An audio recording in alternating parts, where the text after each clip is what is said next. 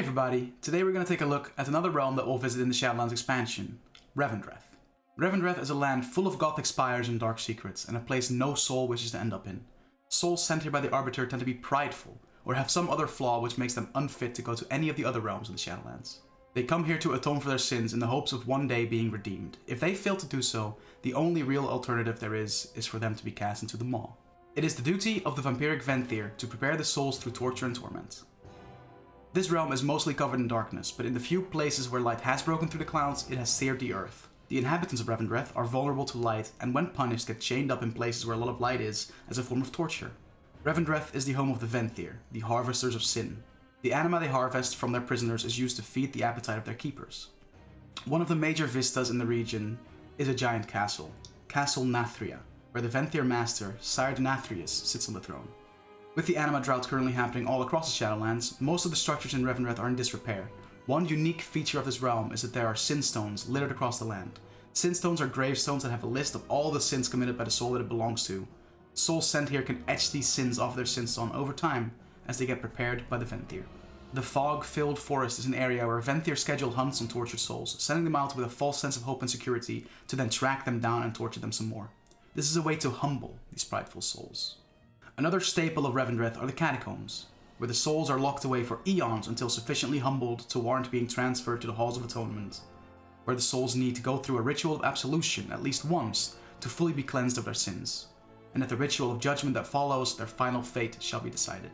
Some souls, however, are kept in Castle Nathria for the nobles to enjoy. As mentioned before, the Venthyr are ruled by Sire Nathrius, the creator of Revendreth and the creator of the Venthyr Covenant. Nathrius is ancient beyond measure and one of the most powerful beings in all of the Shadowlands. He created the Venthyr in his likeness, forged from the souls of the redeemed. Whereas Nathrius should be making sure that all of his people can feast on the anima, it seems that he gives the majority of the anima that his realm creates to the nobles, so they can feast on it while the peasants starve. We are doing everything in our power to gather more anima. But, simply put, we must all, rich and poor alike, make sacrifices for the greater good. Therefore, I have decided to implement a strategy of conservation and rationing, which should keep the anima flowing to those most in need. The Venthyr Covenant that the Nathrius oversees feasts on the souls of the prideful and vain. To join his covenant, you would have to accept the gift of the Court of Harvesters, who are the Venthyr who bear the 7 medallions created in Sinfall by Sire Nathrius himself. Each contains a fraction of the Nathrius' power and allowing him to see the actions of each harvester at all times. The medallions give the harvesters authority of their respective ward and duties otherwise, as well as great power. The 7 harvesters are the Accuser, Harvester of Pride, the Countess, Harvester of Desire, the Curator, Harvester of Avarice, the Fearstalker, Harvester of Dread, the Stonewright, Harvester of Wrath, the Teeth Lord, Harvester of Envy, and, last but not least, Prince Renathal, Harvester of Dominion.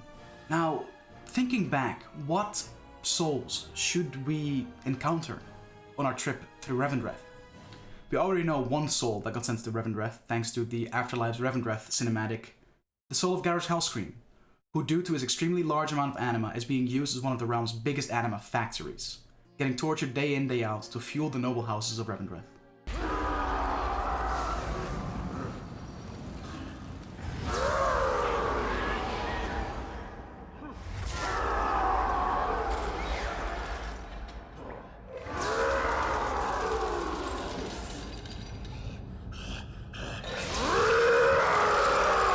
But there is one other soul that I want to touch upon today. There's one other individual whose soul ended up here, and that individual is kael'thas Sunstrider, the former prince of the Sin'dorei, the Blood Elves. Upon his death, the Arbiter assigned him to Revendreth so he could atone for his sins, but instead he's been taken into Castle Nathria by the Nathrius, not to redeem his sins, but to amplify them, and burden kael'thas with the sins of the others through experiments beyond the immense anima the soul already carried. This corruption has made kael'thas very strong, but also very unstable, self-destructive, and pushed to the limit of his existence, rendering him into a weapon that must either be redeemed or cast into the Maw. What our job is going to be in Revendreth is yet to be determined, but as someone who's a big fan of vampires and gothic design, this is probably the zone that I'm most excited about visiting. Hopefully you now have a basic understanding of how the realm functions. Thank you so much for watching this video. Remember to like, comment, and subscribe, and I'll see you in the next one. Bye!